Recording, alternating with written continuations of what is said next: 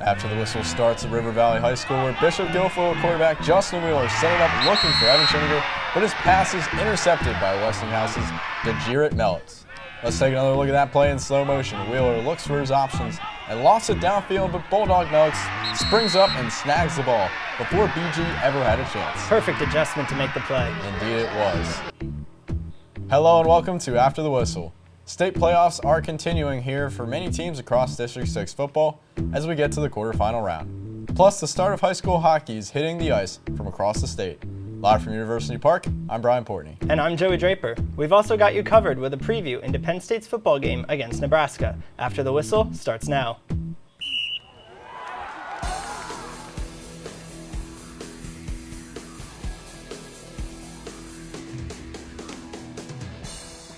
Last Saturday, State College shut out Wilkes-Barre 52-0 to advance to this week's quarterfinals, where they faced Pittsburgh Central Catholic. State College and Pittsburgh Central Catholic meet again this year after the Vikings ended the Little Lions season last year. State College would have the first possession of the game after winning the coin toss. We start the action with a 66-yard passing touchdown to number 14, Aiden Nasaka, to put Pittsburgh Central Catholic up 7-0. What an excellent cutback that was, and marching his way into the end zone for the touchdown. Not long after, State College would respond with an 8-yard run by Dante Sheffy to tie the game. Then later in the second quarter, the Little Lions with the ball, and they fumble it on their own 23, and the Vikings recover and would take advantage by scoring a touchdown, making it 28-7. Before the end of the half, wide receiver Colson Gatton would make an incredible catch, and the Vikings would go into the half leading 34-7. The Little Lions would lose in the quarterfinals to the Vikings by a final score of 42-21. State College's season comes to an end, while Pittsburgh Central Catholic will play Harrisburg next week in the PIAA 6A semifinals. Our Game of the Week reporter Katie Mortimer was at Mansion Park tonight. Katie, what did you see out there? Yeah, Joey, it was an emotional night for the Little Lions as their seniors said goodbye. Proud of yourselves. I love y'all boys.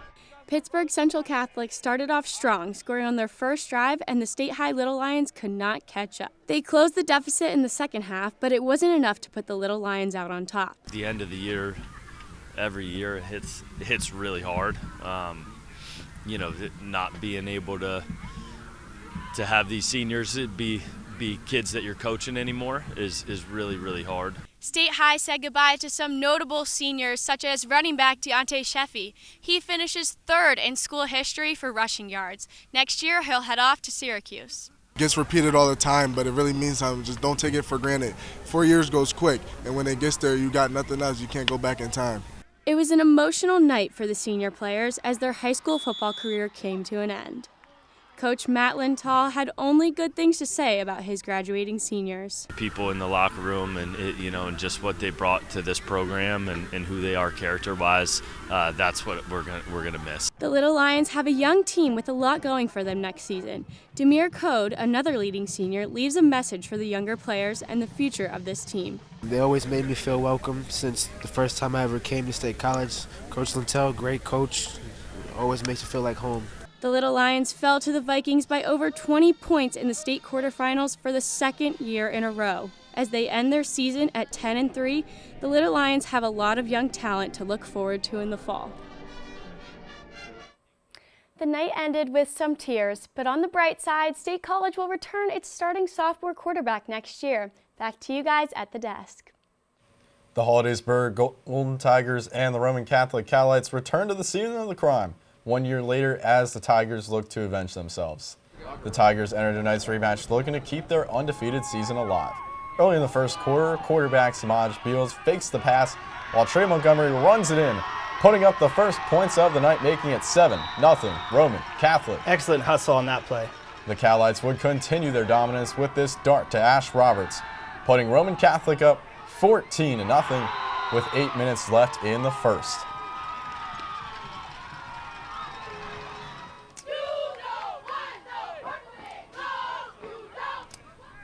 With 2 minutes left in the first, Cole DeLatry's punt would be received by Chris Cook, and he would take it all the way back to the end zone for a Roman Catholic punt return touchdown. Look at how many defenders he's getting by. And look at him go. The Calites would end the first quarter with another punt return touchdown, setting the tone for the night. Roman Catholic would repeat history by beating Hollidaysburg 55-20. The Tigers' undefeated season comes to a close tonight, while Roman Catholic will face Springfield next week.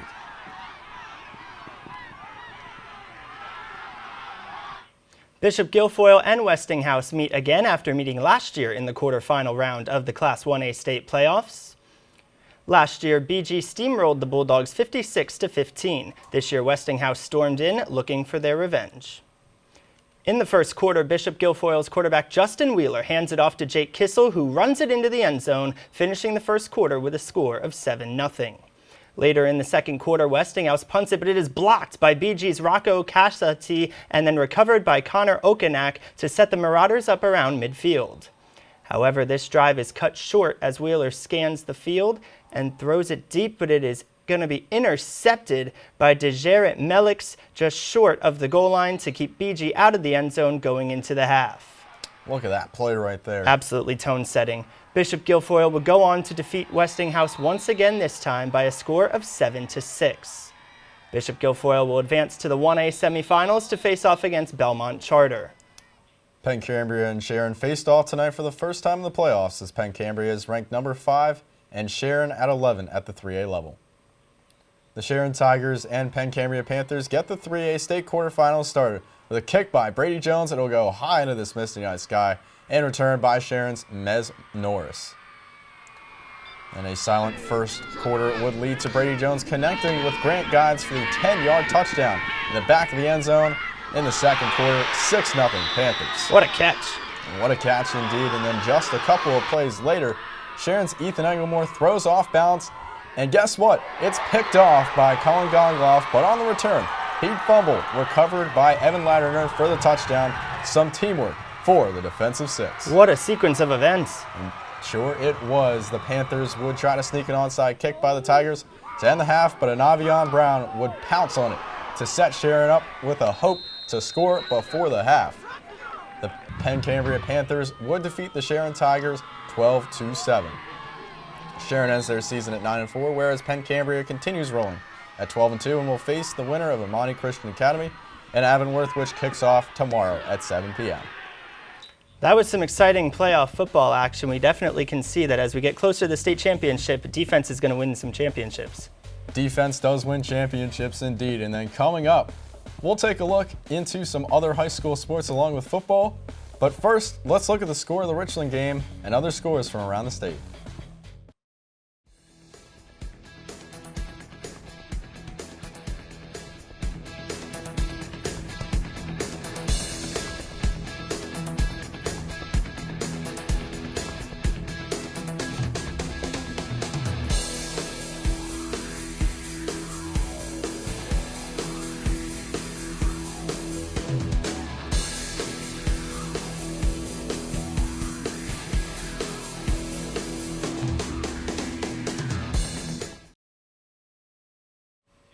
Welcome back to After the Whistle. We have a look into some other high school sports. But first, let's take a look into some news from PIAA Wrestling.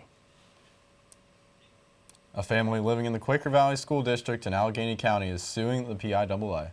The family's son, currently only identified as AR, attends a secular private school, and he wants to join the Quaker Valley wrestling team but can't. The PIAA policy only allows for students in faith-based private schools to participate in sports in the public school system if that sport isn't offered at their school. They're asking for federal courts to declare this policy unconstitutional. The Richland Rams season ends tonight after a 32-14 loss against Farrell at Armstrong High School. The Rams came into this game on a 9-game win streak after an exciting 14-7 victory over Bishop McCourt last weekend. Now to the ice, Greater Johnstown and Altoona are back in action next Tuesday, but last Tuesday they faced off at Galactic Ice. Puck is dropped and we are underway. First period, Greater Johnstown turns the puck over to Owen Piper, who beats Canton Burkhart on the far side, 1-0 Mountain Lions. Second period now, Connor Stivers beats a defender, but his shot is saved by Burkhart. And then Owen Wasovich puts it on net again, but it's saved once more. Excellent double save by the netminder. Anthony Dell has the puck in the corner for the Mountain Lions, and he sends a pass cross crease for Evan Burkle, saved again by Burkhart. Just a stone wall tonight. Absolutely. Carter Panic with the puck now makes a Trojan miss and cuts towards the net, but it's blocked away. Another break for the Mountain Lions. Parker Mirabelli cuts across, but once again, Burkhart, the Stonewall, makes the save. Piper fires a shot towards the net, and it's saved by Burkhart, but it falls between his legs, and he kicks it into the net for Piper's second of the game. Trojans with the puck. Eli Filosky fires a shot that goes bar down, cutting the lead in half. Really good finish. Indeed it was, but the Mountain Lions defeated the Trojans 6-1. Altoona improves to 2-2 and will play Central Cambria next. Greater Johnstown falls to 1-4 and will play Somerset next. For some, swimming is a hobby, but for this state high swimmer, swimming means much more. Reporter Annika Wagner has the story.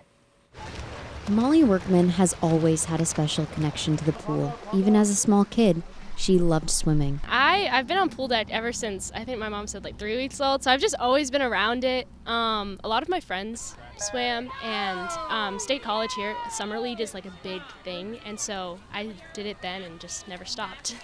There you go, Mom. The senior at State College High School has become a decorated athlete in her young career. Workman is now a 5-time state champion, and she's the #1 ranked swimmer in Pennsylvania's class of 2026. Workman has dedicated much of her life to swimming. She spends at least a couple of hours in the pool 6 days a week. On a typical school day, she'll swim for 2 hours in the morning and 2 hours after school. It's a snow day and school's closed. She'll go to the Y at 5:30 in the morning and swim or lift on her own.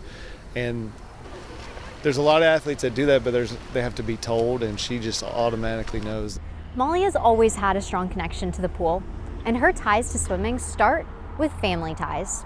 Her parents, Aaron and Jamie, met at the University of Kentucky, where they were both collegiate swimmers. Now, Aaron is Molly's head coach for club and high school swim, and Jamie is the assistant coach. It's just, she's a coach's dream. So she works hard, she asks questions, she tries to push her teammates, she feeds off of competition. Molly recently committed to the University of Virginia, where she will follow in her parents' footsteps and bring her swimming career to the next level. I just love like walking on deck and the atmosphere it brings and getting behind the block and ready to race. And not every race will be a best time, but when it is, it's the best feeling in the world. Not only is Workman accomplished in the pool, but she also excels in her academics. Workman is a straight-A student with a 4.6 GPA at State College High School, and she plans to major in biology at UVA. Reporting for Belisario College Student Media, I'm Annika Wagner. Next year, Workman will be taking her swimming career to the collegiate level at UVA, and her biggest fans will still be cheering her on, but now as spectators. A longtime Penn State head coach resigned this week. We will have more on that. Also coming up, we'll take a look at Penn State football ahead of their Saturday matchup with Nebraska.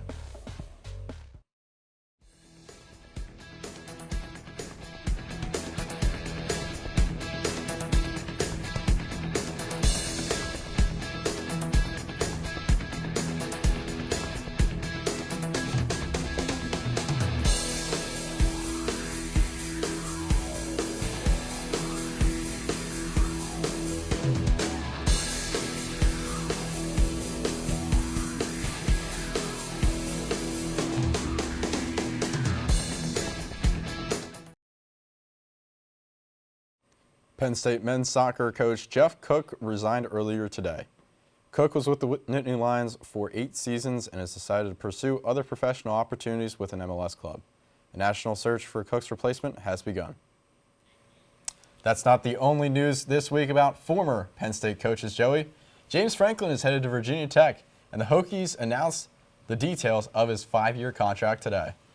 And another recruit update, Brian, as Harrisburg running back Messiah Mickens confirmed he is decommitting from Penn State. Now the Nittany Lions get ready to welcome Nebraska into Happy Valley tomorrow night for the final home game of the season. Our own Clara Slowinski was at practice this week to see how they're getting ready. Clara? Thanks, guys. It's senior night for Penn State as they'll honor 34 seniors before the game. For interim head coach Terry Smith, he'll be coaching against an old friend in Nebraska head coach Matt Rule, who Smith spent a year on staff with at Temple in 2013. But he says the Nittany Lions are focused on getting their second Big Ten win this season. Penn State football got their first win since September Saturday afternoon against Michigan State. This win secures Penn State the land-grant trophy and hopefully begins a winning streak. The Nittany Lions will face Nebraska on Saturday night for a night game in Beaver Stadium.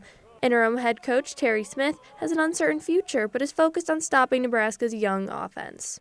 the key is to get them behind the sticks. You know, he's a newbie at quarterback, but they have a terrific run game just like ours. They're going to get behind that kid and run and try to get into third and short situations where they could still run the ball and not force the quarterback to throw. We have to try to get those guys in third and longs and third and extra long situations. If we can get them there where it's obvious pass situations, we feel like we have an advantage when our prowler package gets on the field and against their offensive line. Running back Katron Allen is 139 yards from attaining the Penn State all-time rushing record following a 181-yard career record game last week. Allen has been the primary running back for Penn State this season, but teammate Devontae Ross says Allen also brings leadership off the field. He's a hard worker, man. He's somebody that leads by example. He doesn't really, talk too much, but I mean, everyone on this team looks at him as a leader, man. He works hard every single day, so that just makes you want to get behind him and do the same thing. Allen will be an important player for Penn State this weekend, but Smith says this will be a team effort. To be successful in this business, all of our agendas have to align to the team. And right now, all of our guys are aligned to beating Nebraska, and that's all that matters. Penn State needs to win this week against Nebraska to remain bowl eligible and beat Rutgers the following week to secure a bowl game. All eyes will be on Katron Allen this weekend as he hopes to break that all-time rushing record during his final game at Beaver Stadium and help the Nittany Lions get closer to bowl eligibility. Live from the studio, I'm Clara Slowinski. Now shifting back to high school sports, Jake Radovich has our top 3 plays of the week. Jake? Thanks, guys. The football season may be winding down, but the action certainly has not. Let's take a look at tonight's top 3 plays. Coming in number 3, we have Hollidaysburg on the ball. Snap to quarterback Cole Delatre, where he is sacked. The ball comes loose and is recovered by Roman Catholic. Fantastic awareness by the defense there. Our number 2 play takes us to River Valley High School, where Westinghouse punt is blocked by Bishop Guilfoyle's Jake Kissel, picked up and mishandled by number 72 Declan Peterson, but then it ends up in the hands of Connor Onak for the BG recovery. What a play by special teams.